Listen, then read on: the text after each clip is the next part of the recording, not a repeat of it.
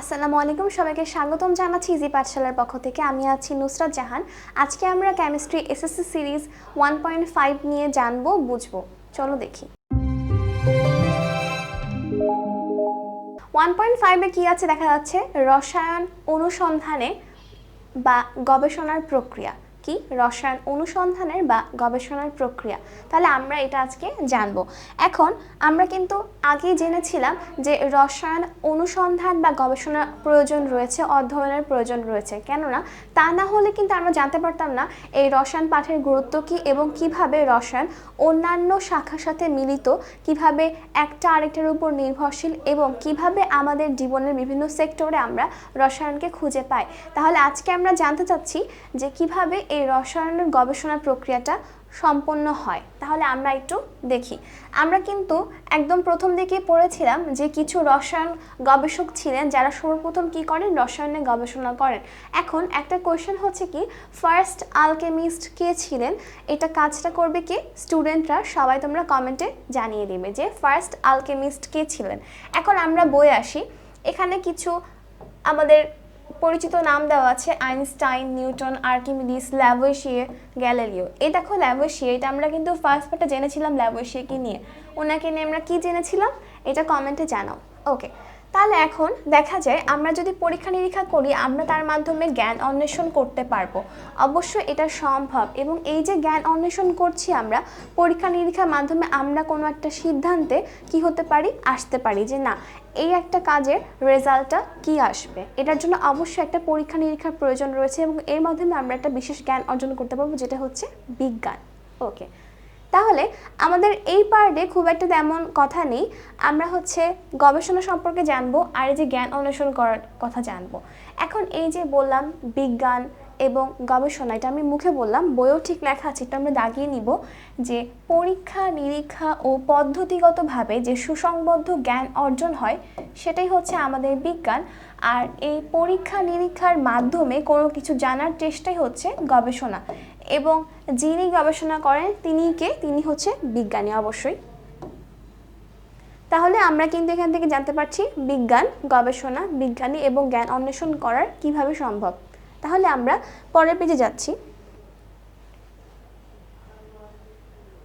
ওকে, পরের পেজে আমাদের এখানে একটা গুরুত্বপূর্ণ কথা আছে ক্যালসিয়াম অক্সাইডকে নিয়ে। কাকে নিয়ে? ক্যালসিয়াম অক্সাইড, অর্থাৎ সংকেতটা হচ্ছে এরকম, ক্যালসিয়াম অক্সাইড। এখন মেইনলি এখানে বলা আছে ক্যালসিয়াম অক্সাইড পানিতে দ্রবীভূত করলে কি হবে। আমরা কিন্তু হয়তোবা অনেকেই জানি যে ক্যালসিয়াম অক্সাইডকে পানিতে দ্রবীভূত করা হলে এই দ্রবণের তাপমাত্রা কি হবে, বাড়বে। এখন বিষয়টা হচ্ছে এইটা আমরা আসলে বুঝলাম কিভাবে, অবশ্যই আন্দাজ করে না, এটা কিন্তু গবেষণা করা হয়েছে এবং তারপর আমরা একটা রেজাল্ট পেয়েছি। এখন আমরা আরেকটা কথাতে আসবো, সেটা হচ্ছে অ্যালুমিনিয়াম ক্লোরাইডকে নিয়ে। কাকে? অ্যালুমিনিয়াম। আমরা আসবো অ্যামোনিয়াম ক্লোরাইডকে নিয়ে। অ্যামোনিয়াম ক্লোরাইডটা দেখতে এরকম, NH4Cl, এটা হচ্ছে আমাদের অ্যামোনিয়াম ক্লোরাইড। এখন ক্যালসিয়াম অক্সাইডকে নিয়ে যখন বললাম যে ক্যালসিয়াম অক্সাইডকে পানিতে দ্রবীভূত করা হলে তাপমাত্রাটা বৃদ্ধি পায়, কিসের? দ্রবণের। তবে অ্যামোনিয়াম ক্লোরাইডের ব্যাপারটা ঠিক উল্টোটা। দেখা যায় যখনটা পানিতে দ্রবীভূত করা হয় তখন কি হয়, এই দ্রবণের তাপমাত্রাটা কমতে থাকে, বাড়তে থাকে না অবশ্যই। এখন এই যে এখানে একটা কি দেওয়া, একটা চার্ট দেওয়া যে কিভাবে এটার পরীক্ষাটা করা হচ্ছিল। প্রথমত আমাদের কিছু ইনস্ট্রুমেন্ট নেওয়া লেগেছিল, যেগুলো হচ্ছে কি, সেটা হচ্ছে আমাদের বিকার, পানি, অ্যামোনিয়াম ক্লোরাইড, তারপরে কি আছে, আমরা আগে অ্যামোনিয়াম ক্লোরাইড জিনিসটা লিখে নিই, NH4Cl, থার্মোমিটার, কাচের তৈরি রড, ব্যালেন্স অথবা নিকটি, এগুলো আমাদের লেগেছিল। তারপর আমরা কি করব, বিকারে পানি নিব, তারপর স্টেপ বাই স্টেপ আমাদের এই কাজটা করতে হবে। তখন দেখা যায় এখানে একটা মাপ আছে যে যখন আমরা বিকারে দ্রবীভূত করি অ্যামোনিয়াম ক্লোরাইডটা, তখন পরিমাণটা যখন 0 গ্রাম ছিল, কত ছিল, 0 গ্রাম, দ্রবণের তাপমাত্রা ছিল 25 ডিগ্রি সেলসিয়াস। যখন আস্তে আস্তে এই পরিমাণটা বাড়ানো হলো তখন কি হলো সেটা আমরা দেখতে পাবো এখানে।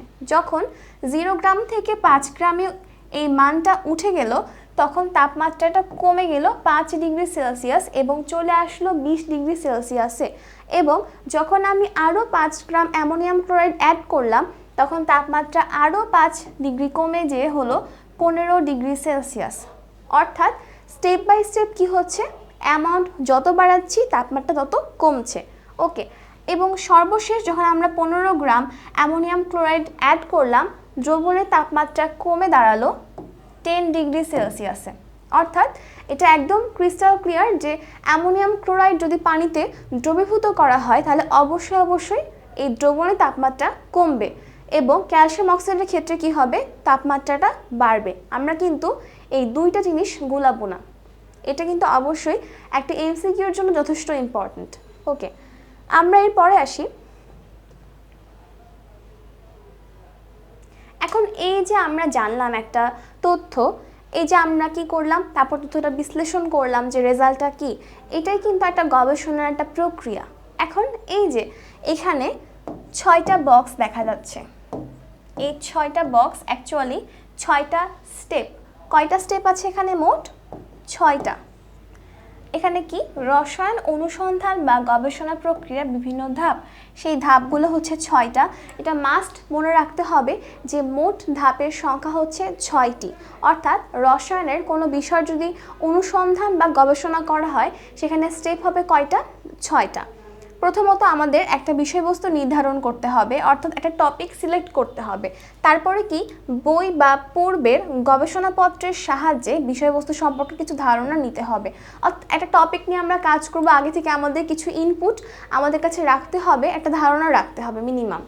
তারপরে প্রয়োজনীয় বস্তু ও পরীক্ষা প্রণালী নির্ধারণ, যে আমার এই টপিকের উপর আমি কাজ করব, আমার কোন কোন জিনিস লাগবে, বিকার লাগবে কিনা, কোনো ত্রিপদী স্ট্যান্ড লাগবে কিনা, এখানে আগুনের প্রয়োজন আছে কিনা, দ্রাবক লাগবে কিনা, কোনো কি পরিমাণ লাগবে সেটা মাপার জন্য কোনো নিক্তি লাগবে কিনা, নাড়ার জন্য আমার কোনো রড লাগছে কিনা, সেটা গ্লাসের রড অবশ্যই হতে হবে, এরকম নানান কিছু।